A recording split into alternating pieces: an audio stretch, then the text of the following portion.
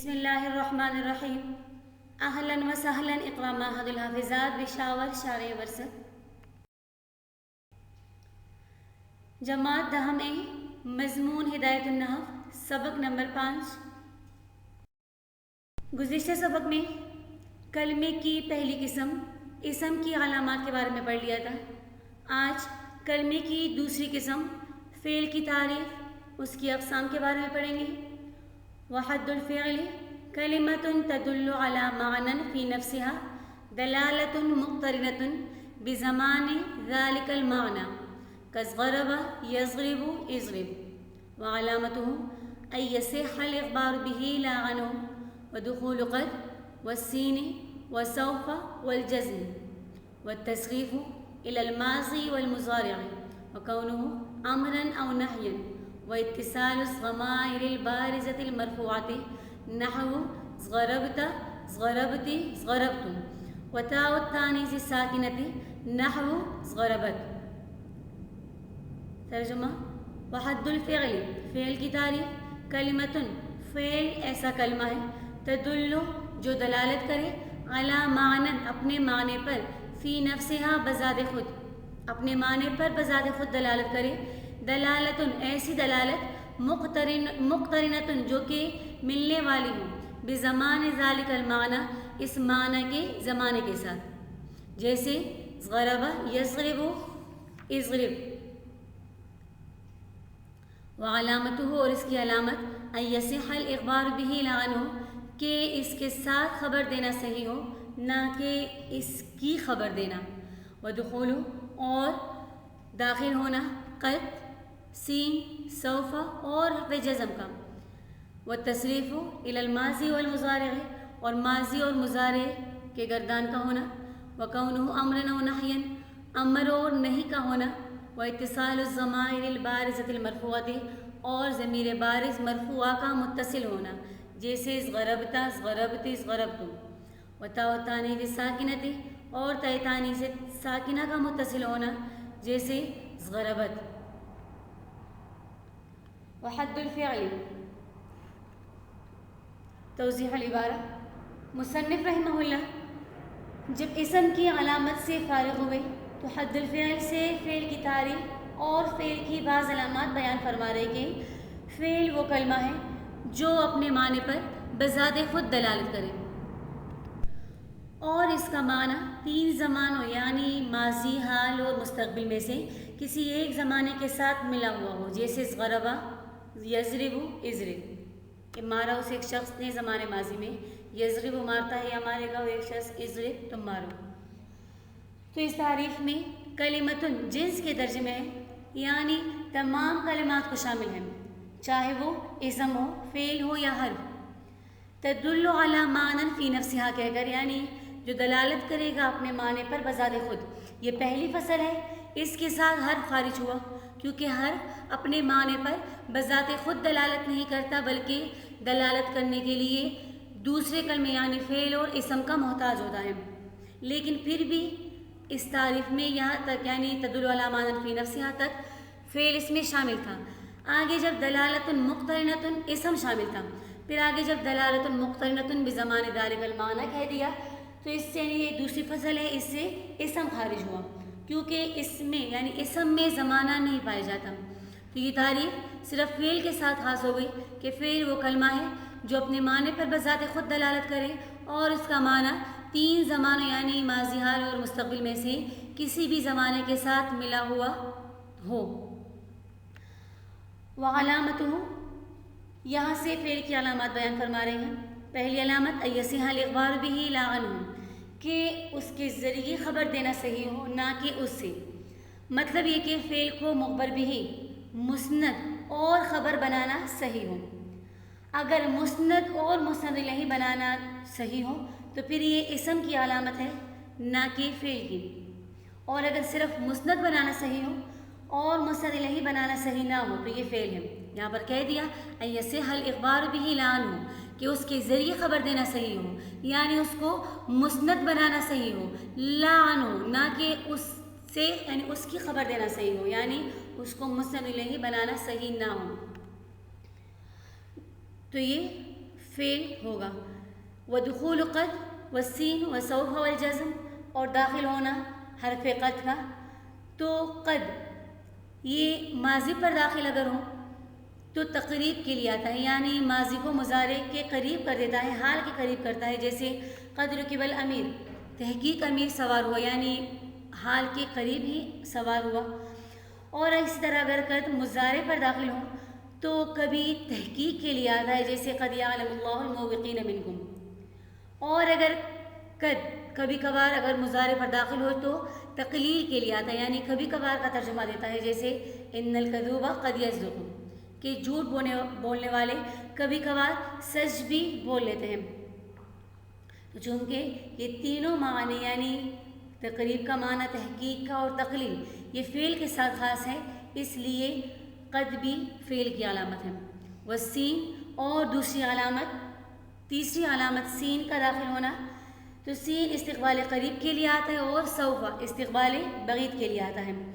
اور استقبال چونکہ زمانہ ہے اور زمانہ فعل میں پایا جاتا ہے، لہٰذا یہ دونوں بھی فعل کی علامتیں ہیں.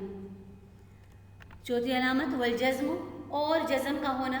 تو جزم بھی فعل کی علامت اس لیے ہے کہ جزم یہ اثر ہے حروف جازمہ کا، اور حروف جازمہ فعل پر داخل ہوتے ہیں، اس لیے جزم بھی فعل کی علامت ہے.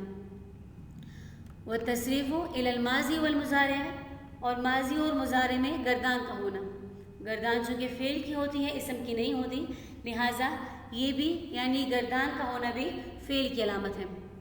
وکونہ امرا و نہیا، امر اور نہیں بھی فعل کی علامت ہے، کیونکہ امر اور نہیں میں طلب ہوتا ہے. کسی کام کو یا تو طلب کیا جائے گا، کرنے کو طلب کیا جائے گا، اور یا کسی کام کے نہ کرنے کا. تو یہ بھی فعل کا خاصہ ہے، لہٰذا یہ فعل کے ساتھ خاص ہوئے. واتصال الضمائر البارزۃ المرفوعہ، اور ضمیر بارز مرفوعہ کا متصل ہونا، یہ بھی فعل کی علامت ہے. جیسے ضربت میں تو ضمیر، ضربت میں تی ضمیر، اور ضربت میں تا ضمیر. کیونکہ ضمیر بارز مرفوع ترکیب میں ہمیشہ فاعل بنتے ہیں، اور فاعل فعل کے لیے ہوتے ہیں، لہٰذا یہ بھی فعل کی علامت ہے. وتاء تانیث ساکنہ، تائے تانیث ساکنہ کا ہونا، یہ بھی فعل کی علامت، کیونکہ تائے تانیث ساکنہ فاعل کے مؤنث ہونے پر دلالت کرتا ہے، جبکہ فاعل فعل کے لیے ہوتا ہے، لہٰذا یہ بھی فعل کی علامت. والنون التاکید فإن كل هذه من خواص الفعل ومعنى الإخبار به أن يكون محكوما به، ويسمى فعلا باسم أصله وهو المصدر، لأن المصدر هو فعل الفاعل حقيقة. وحد الحرف كلمة لا تدل على معنى في نفسها بل تدل على معنى في غيرها، نحو من فإن معناها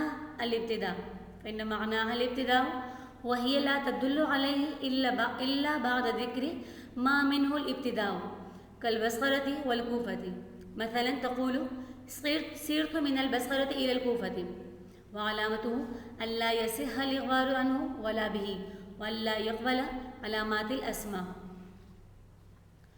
ونون التاکید، اور تاکید کے دو نون کا ہونا. فإن كل هذه من خواص الفعل، بس یہ تمام فعل کے خواص میں سے ہیں. ومعنى الإخبار به، اور اخبار به کا معنی یہ ہے أن يكون محکوما به، کہ اس کے ذریعے حکم لگایا جا سکے، کہ وہ محکوم بھی بن سکے. ويسمى فعلا، اور اس کو فعل کہا جاتا ہے، اس کا نام فعل رکھا جاتا ہے باسم اصلی، اس کے اصل نام کی وجہ سے، اور وہ مصدر ہے. لأن المصدر، اس لیے کہ مصدر وفعل الفاعل حقیقتاً، کیونکہ وہ فعل کا فاعل ہے حقیقتاً. تاکید کے دو نون کا ہونا، نون تاکید ثقیلہ ہو یا نون تاکید خفیفہ، یہ دونوں فعل کی علامت ہیں. جس طرح کہ یضربن اور یضربن، اور یہ نون تاکید کا ہونا، یعنی یہ دونوں بھی فعل کے ساتھ خاص اس لیے ہیں کہ یہ طلب میں تاکید کے لیے استعمال ہوتے ہیں، اور طلب فعل ہی میں ہوتا ہے، اس لیے یہ فعل کی علامت. فإن كل هذه من خواص الفعل، بس یہ تمام فعل کے خواص میں سے ہیں. تو یہ ایک اعتراض مقدر کا جواب ہے.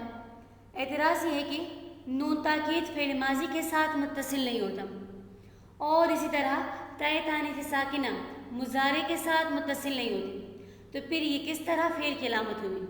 یعنی ہم نے کبھی نہیں دیکھا کہ تائے تانیث ساکنہ مضارع میں آئے یا نون تاکید ماضی پر داخل ہو، ماضی کے آخر میں آئے، تو پھر یہ کس طرح کہہ دی کہ یہ تمام فعل کی علامات ہیں؟ تو اس کا جواب مصنف رحمہ اللہ یہ دیتے ہیں کہ یہ تمام علامات فعل کے خواص ہیں، اور خاصہ کسی شے کا وہ ہوتا ہے جو اس چیز کے علاوہ کسی دوسری چیز میں موجود نہ ہو۔ مذکورہ علامتیں اگرچہ بعض افعال میں موجود نہیں مگر فعل کے علاوہ کسی اور میں بھی نہیں پائی جاتی، لہٰذا یہ فعل کے ہی خواص ہیں، فعل کی ہی علامات ہیں۔ ومعنی الاخبار به ان یکون محکوما به، یہ عبارت بھی ایک اشکال مقدر کا جواب ہے۔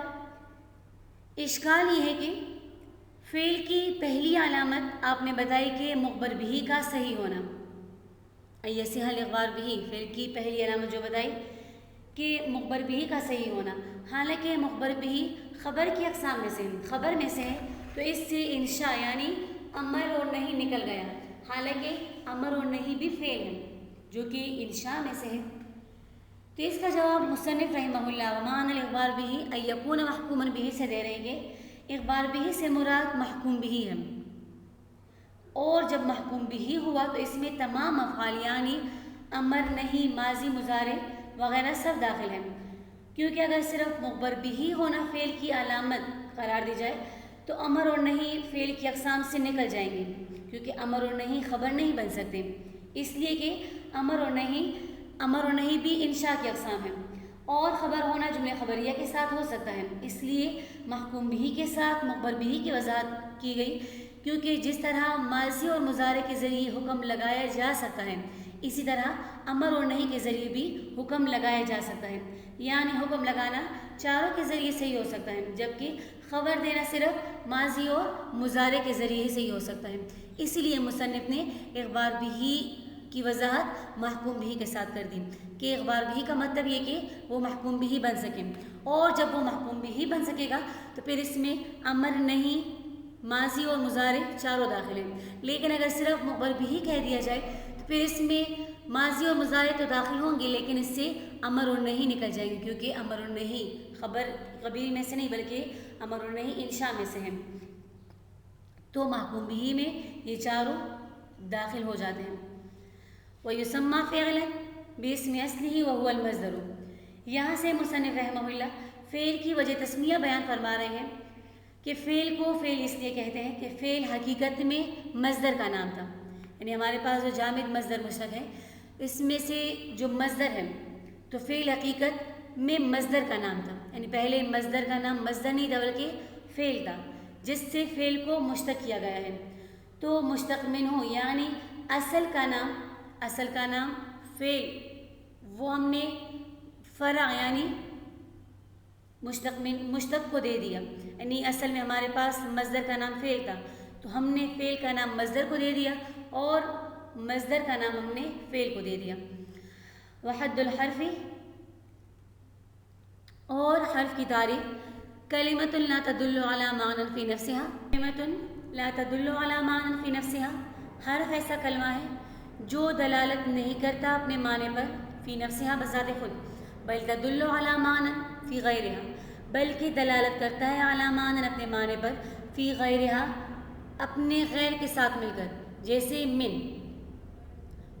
فإن معنی پس بے شک اس کا معنی یعنی من کا معنی الابتداء ابتدا ہے، وہی اور یہ من لا تدل علیہ اس پر بذات خود دلالت نہیں کر سکتا، الا مگر بعد ذکر ما منہ مگر اس کے بعد ذکر کر دیا جائے وہ جس ما منہ الابتدا جس سے ابتدا ہوئی ہو، جیسے البصرہ بصرہ اور کوفہ، مثلا مثال کے طور پر آپ کہیں سرت من البصرۃ الی الکوفہ، میں نے بصرہ سے کوفہ کی طرف سفر کیا، وعلامتہ حرف کی علامت یہ ہے اللہ یصح الاخبار عنہ کہ اس کے ذریعے خبر دینا، اس سے خبر دینا، اس کی خبر دینا، ولا بھی اور نہ ہی اس کے ذریعے خبر دینا صحیح ہو، یعنی نہ اس کا مخبر عنہ ہونا اور نہ ہی مخبر بھی ہونا ہے، وَأَلَّا يَقْبَلَ عَلَامَاتِ الْأَسْمَاءِ اور یہ کہ وہ قبول نہ کرے اسم کی علامات کو۔ حد الحرف، یہاں سے مصنف رحمہ اللہ حرف کی تعریف اور اس کی علامت بیان فرما رہے ہیں۔ فرماتے کہ حرف ایسا کلمہ ہے جو اپنے معنی پر بذات خود دلالت نہ کرے بلکہ اس پر دلالت کرنے میں اسم یا فعل کا محتاج ہو۔ تو حرف کی تعریف میں کلمتن جنس کے درجے میں ہے، یعنی تمام کلمات کو شامل ہے، اسم کو بھی، فعل کو بھی اور حرف کو بھی۔ لا تدل علی معنی فی نفسہا کہ اگر اس سے فعل اور اسم خارج ہو گئے، کیونکہ فعل اور اسم اپنے معنی پر بذات خود دلالت کرتے ہیں، جبکہ حرف اپنے معنی پر بذات خود دلالت نہیں کرتا بلکہ اپنے معنی پر دلالت کرنے کے لیے دوسرے کلمے کا محتاج ہوگا۔ جیسے مثال کے طور پر من، حرف من ہے تو اس کا معنی ابتدا کا ہے، یعنی یہ ابتدا کا معنی دیتا ہے کہ اس سے یعنی اس چیز سے ابتدا ہوئی ہے، تو یہ اپنا معنی یعنی ابتدا والا معنی تب تک نہیں دے گا جب تک اس کے ساتھ وہ چیز ذکر نہ کی جائے، وہ اسم ذکر نہ کیا جائے جہاں سے ابتدا ہوئی ہو۔ جیسے بصرہ اور کوفہ، صرت من البصرۃ الی الکوفہ، جہاں سے ابتدا ہوئی ہو وہ جگہ جب تک ذکر نہ ہو تب تک من اپنا معنی بھی اکیلے نہیں دے سکتا۔ وعلامتہ اللہ یصح الاخبار منہ ولا بہ، حرف کی علامت یہ کہ حرف نہ مخبر عنہ بن سکتا ہے اور نہ ہی مخبر بہ، یعنی حرف کی علامت یہ ہے کہ اس میں اسم اور فعل کی کوئی علامت نہ پائی جائے، کیونکہ مخبر عنہ اور مخبر بہ ہونا اسم اور سے، ولا علامات الافعال اور نہ ہی افعال کی علامات اس میں ہوں، وللحرف اور حرف کی فی کلام العربی، کلام عرب میں فوائد کئی فوائد ہیں، کالربط بین الاسمین، جس طرح کے ربط دینا، ملانا دو اسموں کو، یعنی دو اسموں کے درمیان ربط دینے کا فائدہ، جیسے زید فی الدار، زید گھر میں ہے، اب الفعلین یا دو فعلوں کے درمیان، جیسے ارید ان تضرب، میں چاہتا ہوں کہ آپ ماریں، او اسم و فعل یا ایک اسم اور فعل کے درمیان، جیسے ضربت بالخشبہ، مارا میں نے لکڑی کے ساتھ، اب الجملتین یا دو جملوں کے درمیان ربط کا فائدہ دے گا، جیسے ان جانی زید اکرمتہ، اگر آئے میرے پاس زید تو میں اس کا اکرام کروں گا، یہاں پر ان نے جانی زید اکرمتہ کے درمیان ربط کا فائدہ دیا۔ وغیر ذلك من الفوائد التي تعرفها في القسم الثالث ان شاء اللہ تعالی، اور اس کے علاوہ اور بھی کچھ فوائد ہیں جن کو آپ پہچانیں گے تیسری قسم میں انشاءاللہ۔ ویسمى حرفا، اور اس کو حرف کہا جاتا ہے، لوقوعه فی الکلام حرفا، کلام میں اس کے واقع ہونے، کلام میں اس کے طرف میں واقع ہونے کی وجہ سے، حرف ای طرفا یعنی ایک طرف واقع ہونے کی وجہ سے، اذا لیس مقصودا بالذات، اس لیے کہ یہ مقصود بالذات نہیں ہے، مثل المسند والمسند الیہ، جس طرح کہ مسند و مسند الیہ مقصود بالذات ہوتا ہے۔ وللحرف فی کلام العرب فوائد، یہ تفصیل یعنی یہاں سے جو تفصیل ہو رہی ہے کہ حرف کے کلام عرب میں کئی فوائد ہیں، کبھی کبھار دو اسموں میں ربط کا فائدہ دیتا ہے، کبھی کبھار دو فعلوں میں، کبھی کبھار ایک اسم اور ایک فعل میں، تو یہ تفصیل بھی ایک اشکال مقدر کا جواب ہے۔ اشکال یہ ہے کہ حرف جب نہ مخبر عنہ ہو، نہ مسند الیہ محکوم علیہ بن سکتا ہے، نہ مخبر بہ وغیرہ، تو پھر اس کے بارے میں بیان کرنا ہی بے فائدہ ہے، اس کو بیان کیوں کر رہے ہیں؟ تو اس کا جواب وللحرف فی کلام العربی سے دے رہے کہ حرف اگرچہ نہ مسند ہو سکتا ہے نہ ہی مسند الیہ، مگر اس کے کلام عرب میں بہت سے فائدے ہیں، جیسے دو اسموں میں ربط پیدا کرنے کا کام دیتا ہے، مثال کے طور پر زید فی الدار، اس طرح اسم اور فعل کے درمیان ربط پیدا کرتا ہے، جیسے ضربت بالخشبہ، یا دو فعلوں کے درمیان جیسے ارید ان اصلی، یا دو جملوں کے درمیان ربط پیدا کرتا ہے، جیسے ان جانی زید فاکرمتہ۔ اگر ان مثالوں میں حروف استعمال نہ کیے جائے تو ان کا معنی غلط ہو جائے گا۔ تو کلام عرب میں حرف کے یہ فوائد ہیں کہ یہ حروف کبھی اسموں میں ربط کا فائدہ دے گا، کبھی افعال میں، کبھی ایک اسم اور ایک فعل میں، کبھی دو جملوں کے درمیان۔ وَيُسَمَّى حَرْفًا لِوُقُوعِهِ فِي الْكَلَامِ حَرْفًا، یہاں سے مصنف رحمہ اللہ حرف کی وجہ تسمیہ بیان فرما رہے کہ حرف کا معنی ہے طرف، اور حرف بھی چونکہ کلام کے طرف میں واقع ہوتا ہے اس لیے اس کو حرف کہا جاتا ہے۔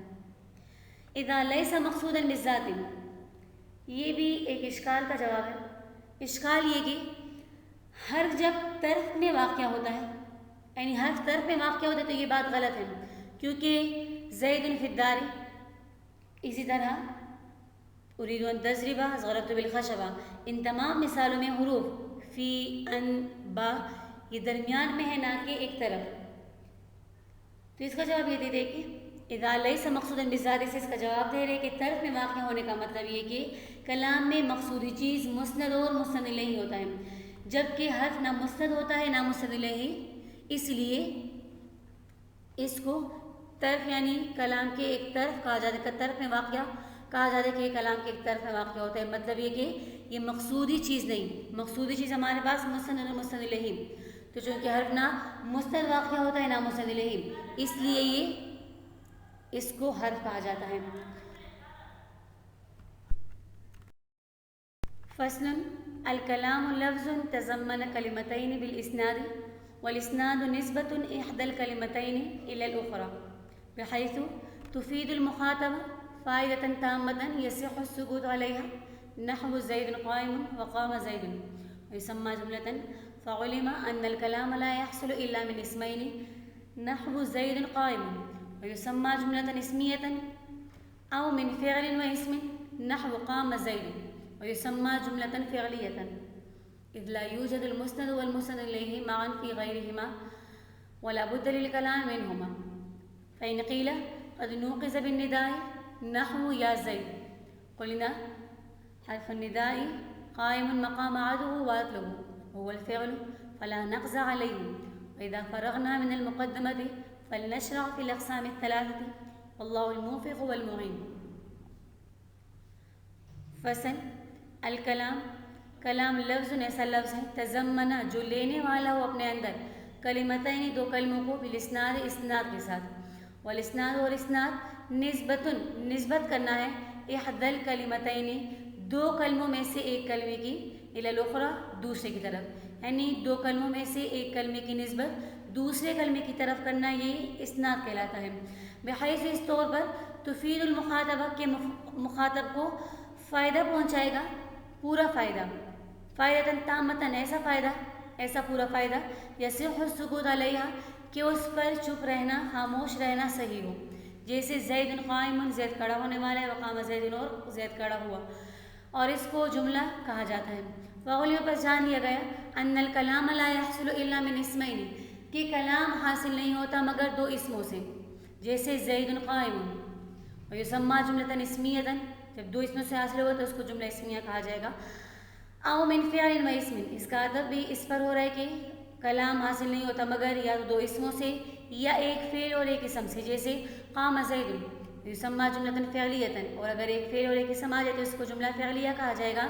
اذ لا یوجد المسند والمسند الیہ معا فی غیرہما، اس لیے کہ مسند اور مسند الیہ نہیں پائے جاتے ایک ساتھ ان دونوں کے علاوہ میں، یعنی ان دونوں صورتوں کے علاوہ میں نہیں پائے جاتے. ولا بد للکلام منہما، اور کلام کے لیے ان دونوں کا ہونا ضروری ہے. فإن قیل، پس اگر کہا جائے قد نوقظ بالنداء کہ تحقیق ٹوٹ گیا ندا کے ساتھ، یعنی یہ کہنا کہ کلام انہی دو صورتوں میں بند ہے تو یہ حصر ٹوٹ گیا ندا کے ساتھ، جیسے یا زید. قلنا، تو ہم نے کہا حرف النداء قائم مقام عدو، کہ حرف ندا قائم مقام ہے عدو اور اطلب کے، وهو الفعل، اور یہ دونوں ادو اور اطلب فعل ہے. فلا نقص علیہ، بس اس پر کوئی بھی نقص نہیں ہوا. وَإِذَا فَرَغْنَا مِنَ الْمُقَدِّمَةِ، اور جب ہم فارغ ہو جائیں مقدمے سے، فَلْنَشْرَعْ فِي الْأَقْسَامِ الثَّلَاثَةِ، چاہیے کہ ہم شروع ہو جائے تین قسموں میں. واللہ الموفق، اور اللہ تعالیٰ توفیق دینے والا اور مدد کرنے والا ہے. فصل الکلام، مصنف رحمہ اللہ کلمے کی تعریف اور اس کی اقسام بیان کرنے کے بعد، چونکہ علم النحو کے دو موضوع ہیں، ایک کلمہ اور دوسرا کلام، کلمے کی تقسیم اور اس کی تعریف مصنف رحمہ اللہ نے بیان کر دی.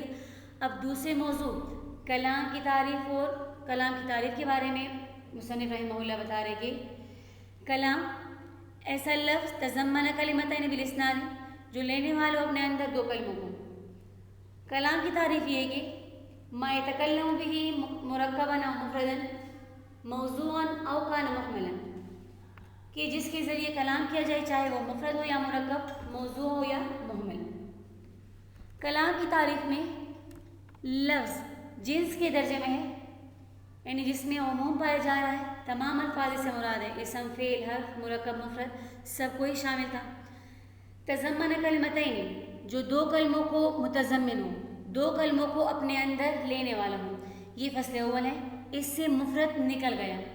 बिल इस्नाद, इस्नाद के साथ, यानी एक कलमे की दूसरे कलमे की तरफ निस्बत हो, ये फ़स्ल सानी।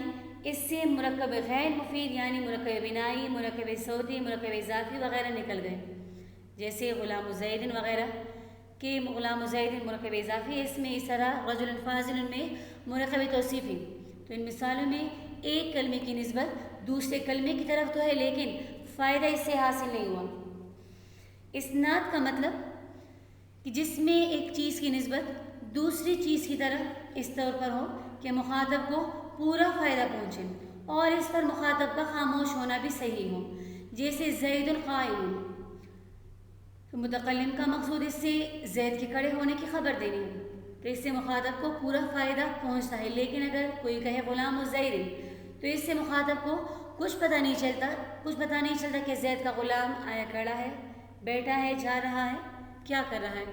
तो ये तारीफ सिर्फ कलाम के साथ ही ख़ास हो गई, इससे बाकी चीज़ें निकल गई। अब यहाँ पर सवाल पैदा होता है कि क्या जुमला और कलाम दोनों मुतरादिफ है, यानी दोनों का एक ही माना है या नहीं।